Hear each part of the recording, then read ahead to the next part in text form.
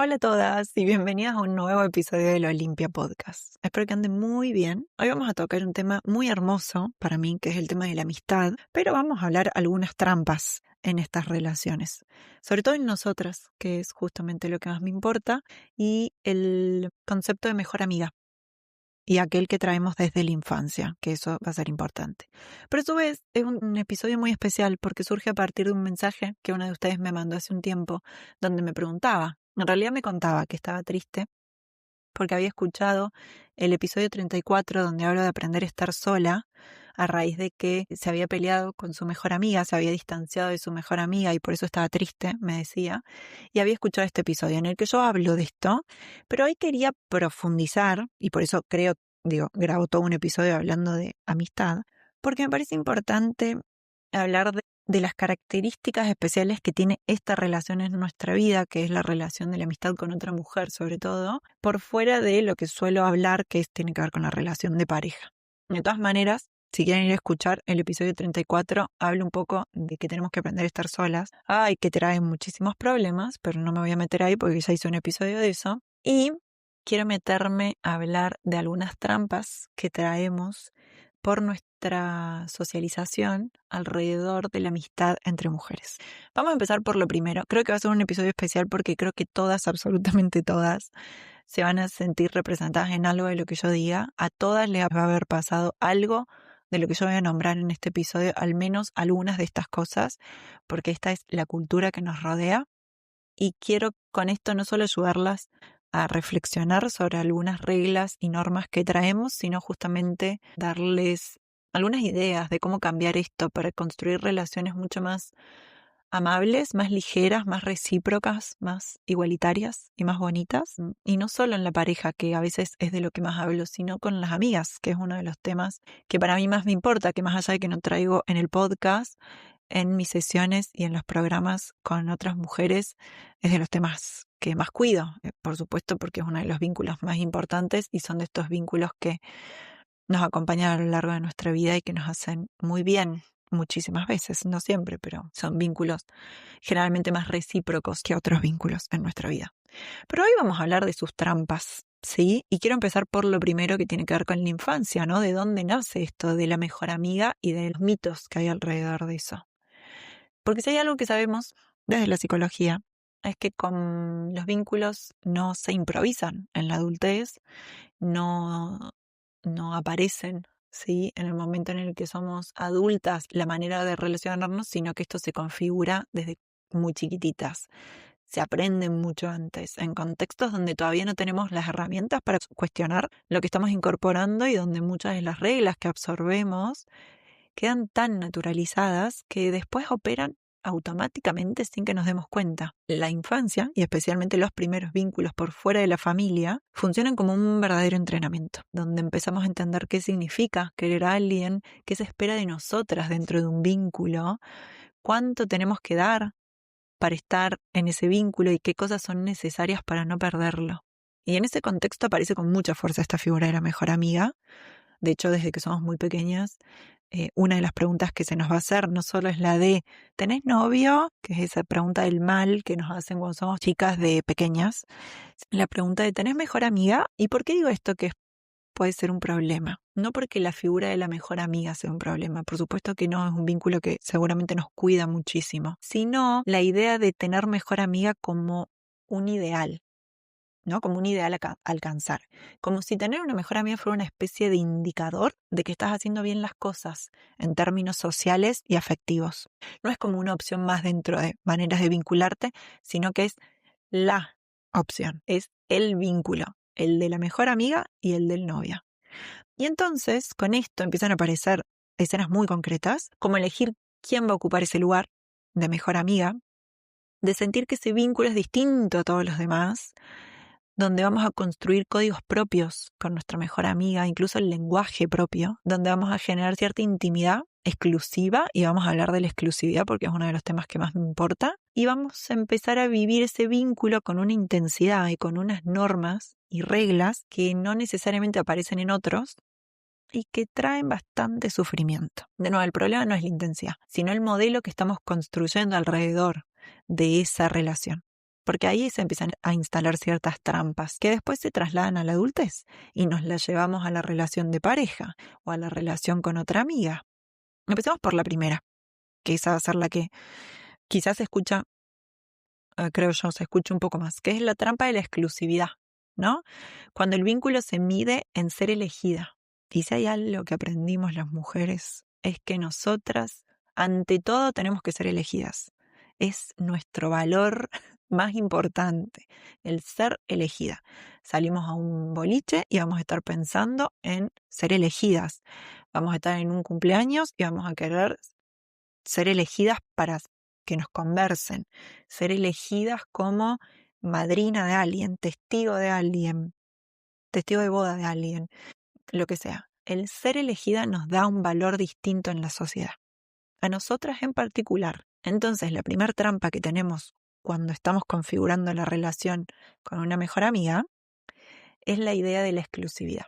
Es esto de en cuánto el otro te elige por encima de los demás, cuánto te prioriza y cuánto lugar ocupás en su jerarquía, cuántas áreas de su vida ocupás, cuán importante sos en función de cuánto te elige. Y esto empieza de formas muy sutiles, como por ejemplo cuando una niña se siente mal porque su mejor amiga juega con otra. Esto lo vamos a ver si tenemos niñas a nuestro alrededor y me parece importantísimo porque lo vamos a estar viendo muy claro, si no es que ya nos damos cuenta por nuestra historia que eso pasaba. Esto de una amiga decide jugar con otra o sentarse en el mismo banco con otra amiga, o cuando aparece el enojo porque no le eligieron para hacer un grupo juntas, para sentarse al lado, o cuando empieza a haber comparaciones con otras amigas en términos de cercanía, de preferencia, de importancia, de las cosas que te cuento. Y lo que se va instalando ahí no solo es una emoción, ¿no? Que puede ser la emoción del miedo, que puede ser la emoción de la tristeza, sino que se va instalando una lógica que es más profunda, que es la idea de que el vínculo pierde valor si no es exclusivo. Esto después se traduce en muchas formas, adultas, muy reconocibles, como el sentir inseguridad cuando una amiga tiene otros vínculos cercanos y necesitar señales constantes de que sos importante o interpretar que si no sos prioridad en determinados momentos, significa que no sos significativa. O significa que el vínculo no es significativo, pero lo llamamos a identidad después de eso. Si no me elige para esto, significa que no me quiere tanto. Si no me quiere tanto, significa que no soy digna de ser querida. Por ejemplo, algo que puede pasar es que una amiga cancele un plan porque tiene otro compromiso y en lugar de entenderlo, como en la complejidad de la vida adulta, aparece esta sensación de ser rechazada, del desplazamiento, como si eso dijera algo sobre tu lugar en su vida. Esta trampa, que para mí es el de la exclusividad y se toca muy de cerca con el mito de la exclusividad en el amor romántico, es que va transformando este vínculo en una lógica silenciosa donde como si el afecto fuera una moneda de cambio limitada y donde siempre se puede perder, donde siempre puedo ser reemplazada, donde tengo que ser la elegida, incluso no solo por mi pareja, no solo por mi entorno, por mi mejor amiga o por mi amiga. Hablemos de la otra trampa, que es la de mi amiga me entiende en todo. La idea de esto, y esto creo que van a saber entenderlo cuando les hable, esta idea de que no hace falta que yo hable para que mi amiga sepa lo que me está pasando, o mi amiga acaba mis oraciones, mis frases, mi amiga me entiende tanto o me conoce tanto, ¿sí? Que no hace falta que yo le explique nada para que ella sepa lo que tiene que hacer o lo que me tiene que decir o lo que yo necesito, ¿no? Como si la profundidad del vínculo estuviera directamente relacionada con la capacidad de interpretar, anticipar y responder exactamente como vos necesitas. Y esto genera una presión muy grande sobre el vínculo, por supuesto, porque en la práctica ninguna persona puede sostener ese nivel de sintonía constante toda la vida. Y sin embargo, muchas veces se espera que eso ocurra. Por ejemplo, cuando contamos algo importante y la respuesta de la otra no es la que imaginabas, o cuando minimiza algo porque no supo saber que eso era relevante o porque no sabe que eso es relevante, o cuando simplemente no me acompaña como yo esperaba que me acompañe y entonces aparece esa sensación de desilusión, de decepción, que muchas veces es desproporcionada en relación a lo que ocurrió o a la historia que tiene esa relación. Lo que va a doler en esos momentos, más allá de la respuesta, es la ruptura de la expectativa. de que ese vínculo era distinto, era especial, era único, era más afinado que los demás. Y eso genera dolor probablemente. Lo que queremos estar atentas es a ver qué sucede, ¿sí? Eso genera distancia, resentimiento, genera un cuestionamiento sobre el vínculo en sí mismo, cuando en realidad lo que está en juego puede ser que hay expectativas que no se ajustan a este momento actual de mi vida o al momento actual de la vida de la otra persona. En la adultez esto se ve un montón porque vamos a hablar de algunas frases que aparecen. Pensé que iba a saber entenderme, no puedo creer que no se haya dado cuenta, me siento desilusionada porque no me ha escrito, si me conociera de verdad sabría cómo reaccionar, sabría que tiene que estar acá. Y muestra en algún punto esta idea que sigue operando de esta amiga me tiene que entender en todo o me entiende en todo, esto de la comprensión total, como un ideal. Y esto genera bastante dolor. Hablemos ahora de la trampa del control. De esto hablo bastante, así que si les interesa este tema, en el episodio 35 hablo del tema de estar pendiente de la otra persona, de revisar, de controlar, de cuidar de más, de esto del control como un movimiento que suena a cuidado, pero que no acaba siendo cuidado, sino que es más control emocional. Entonces, si eso les interesa, les recomiendo el episodio 35 para que lo escuchen. Hablemos de esto. Hay una trampa, algo sutil, que es la de, y que se disfraza de amor, o de cercanía, o de intensidad, y es la idea de que en un vínculo profundo debería haber cierto nivel de control. Esto no aparece como algo explícito, por supuesto, sino más bien como expectativas implícitas, que el otro debería contarme todo, incluirme siempre, priorizarme en determinadas situaciones o actuar de formas que sean consistentes con lo que yo necesito para sentirme segura dentro del vínculo. Por ejemplo, sentir que una amiga debería avisarte lo que hace o molestarte si se entera, si te enteras de algo por otra persona, o esperar que esté disponible emocionalmente en todo momento, incluso cuando ella puede estar atravesando sus propios procesos. Y cuando esto no ocurre, aparece una mezcla de emociones que pueden ir desde el enojo hasta la inseguridad, de celos, que ya vamos a hablar de los celos, pero esta idea de voy a ir a reclamar explicaciones. La trampa acá en el vínculo empieza a convertirse en una fuente de regulación emocional donde necesito que el otro actúe de determinada manera para sentirme bien. Y eso es un problema, porque eso no está en nuestro control. Y eso va aparte a generar relaciones donde hay mucha demanda, poca libertad y una sensación constante de estar evaluando a la otra persona si está o no está cumpliendo lo que yo espero. ¿Por qué? Porque creo que si la otra persona se comporta de determinada manera, entonces yo me voy a sentir mejor. De eso depende que yo esté bien. Y eso no funciona así. Bien, hablemos de otra. Otra de las trampas más profundas es la idea de que si un vínculo es importante, debería durar en el tiempo y mantenerse relativamente estable, como si el cambio fuera una señal de que algo salió mal. Esto genera varias dificultades para aceptar, sobre todo que algo que es completamente natural, que es que los vínculos cambian, se transforman, se reconfiguran y en algunos casos se terminan. Siento yo, en nuestra generación, como les decía, ¿no? La pareja va y viene, los hombres van y vienen, pero las amigas se quedan para toda la vida. Y eso es cierto, pero es cierto en tanto esté alineado con la vida que vamos eligiendo momento a momento, la persona que vamos siendo momento a momento, la disponibilidad que hay momento a momento.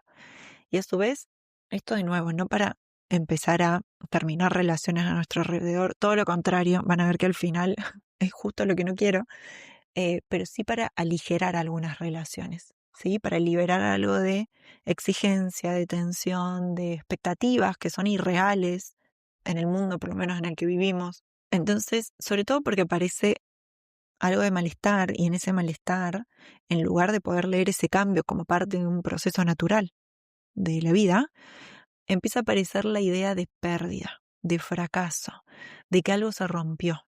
Y eso nos lleva a sostener vínculos o que no son nutritivos, que no son alineados con lo que esperamos, que no son recíprocos, que no son equitativos, sino más por lo que fueron. Y a forzar una cercanía que ya no se siente genuina, porque todas las personas estamos permanentemente cambiando.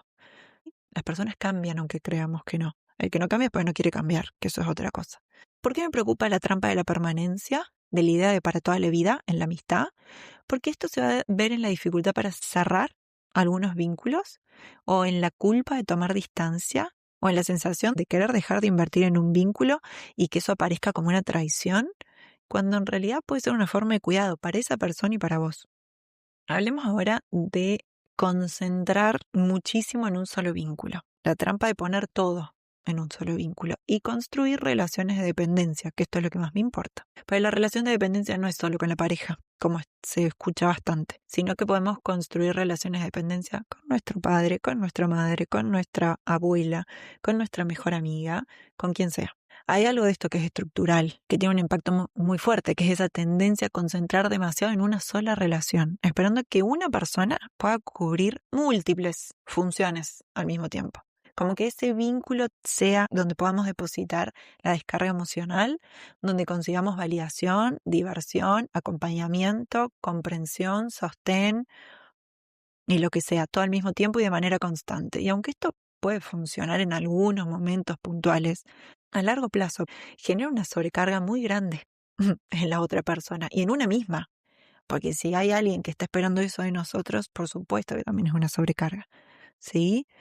Acá me importa que estemos hablando no solo de las amistades con las que ustedes pueden estar pensando, sino que ustedes se imaginen si ustedes están siendo parte de algunas de estas expectativas que otra persona puede tener de ustedes. Si esa persona está menos disponible, lo que nos va a pasar, si estamos depositando todo en un mismo vínculo, que sintamos más soledad. Si hay un conflicto, eso se va a sentir arrollador, porque es el vínculo número 1. Si se distancia, va a aparecer una sensación de vacío. Y esto no tiene que ver con la intensidad del vínculo, sino con la falta de diversificar nuestros afectos en una red relacional. Por ejemplo, cuando siento que una amiga es la única con la que puedo hablar de ciertas cosas, esto pasa mucho, o la única que realmente me entiende, o la única con la que me siento completamente cómoda, lo que empieza a pasar es que ese vínculo se vuelve muy central, lo cual algo que puede ser lindo puede acabar siendo difícil. Muchas posibilidades que pasen cosas en ese vínculo. Si yo ese vínculo estoy esperando que cumpla muchas de esas funciones, el problema es mío. Mi problema es lo que estoy depositando en ese vínculo, no el vínculo en sí mismo. Y esto se toca muy de cerca con las expectativas, con esto de tener una mejor amiga que me entienda sin yo tener que hablarle, que cumpla con todo lo que yo espero de las relaciones, que sea para toda la vida, esta idea de ser la mejor amiga. Y esto se toca cuando aparecen los celos, ¿no? En amigas que manifiestan celos porque me estoy juntando con otras personas, porque te cambié por otras personas. Y ahí hay un problema de esto, porque de nuevo son dinámicas que luego trascienden y se llevan a la pareja. Todo esto no queda limitado en la infancia. Estas relaciones de dependencia no se quedan en la infancia, por supuesto que no solo se llevan a la vida adulta, sino que también se llevan a las relaciones de pareja, porque si hay algo que aprendimos nosotras, porque nos lo enseñaron desde que nacemos, ¿sí? Es el valor y el centro que lo tenemos que poner en nuestra vida de las relaciones, pero sobre todo, de nuevo, de la relación con nuestra familia, de la relación con nuestra pareja y muchas de la relación con nuestra mejor amiga. Si hay algo de todas estas cosas que fuimos aprendiendo cuando éramos niñas, esto se va a intensificar quizás en la adultez y en la relación de pareja en particular. ¿Por qué? Porque hay más inversión emocional, porque hay más tiempo compartido, porque hay más cosas en juego, porque hay más proyectos en común. La necesidad de ser elegida constantemente, que es algo con lo que nosotros lidiamos mucho y es un problema, va a aparecer ya no solo en mi mejor amiga, sino que aparece en mi pareja y en otras relaciones. Y eso se toca con el enojo, porque alguien, qué sé yo, quiso festejar su cumpleaños en un viaje con otras personas. Puede aparecer esta sensación de, en estas trampas, cuando aparece la inseguridad, puede tardar en responder un mensaje, porque pasa tiempo con otras personas, porque dedica espacio de su vida a otras áreas. Y entonces empiezo a leer el vínculo en términos de prioridad, como si cada decisión del otro fuera una prueba de cuánto me quiere o cuánto lugar ocupo en su vida o cuán importante soy, que eso es un gran anzuelo. El tema de la expectativa en la pareja, de la comprensión total del que me entienda perfectamente, aparece esto de debería saber lo que me pasa, debería anticiparse a mis necesidades, debería reaccionar de determinada manera sin que tengas que explicárselo. Y cuando eso no ocurre, lo que aparece no es frustración únicamente, sino una sensación más profunda de desconexión, de no me ve, de no valgo, de esta inseguridad más primaria que se dispara, de nuevo, porque aprendimos a construir relaciones desde muy pequeñas, concentrando todo en una relación. En ese momento de mi mejor amiga, pero el mito se sofistica y ahora aparece en la pareja. Algo que pasa mucho es esto de, si estoy en pareja, volver a casa, estoy conviviendo, volver a casa esperando cierto tipo de respuesta, porque vuelvo de todo el día de estar afuera, y encontrarme que el otro está en otra, o contarle algo importante y sentir que no la dimensiona igual que la dimensiono yo, y eso me puede hacer escalar emocionalmente mucho más de lo que quisiera, porque no solo porque estoy reaccionando a lo que está sucediendo en el momento, sino a toda una historia de cómo aprendí que deberían ser los vínculos. La trampa del control emocional, por ejemplo, se vuelve mucho más sofisticada también y no necesariamente aparece como un control explícito con mi amiga o con mi pareja, pero sí como intentos de regular el vínculo a través de la conducta del otro. Por ejemplo, esto de empezar a decir menos lo que me molesta, pero esperar que el otro lo note, o testear el vínculo indirectamente para confirmar que me elige, soy su prioridad número uno. Y todo esto que muchas veces se puede vivir como algo, de nuevo, porque aprendimos a relacionarnos así y es algo que se puede cambiar, pero algo que puede ser la manera que entendemos el amor, en realidad está generando relaciones más tensas, con más sobrecarga, con menos margen para los cuidados que hoy necesitamos, o para lo espontáneo, o para la diversificación. Ahora bien, ¿qué implica un vínculo sano?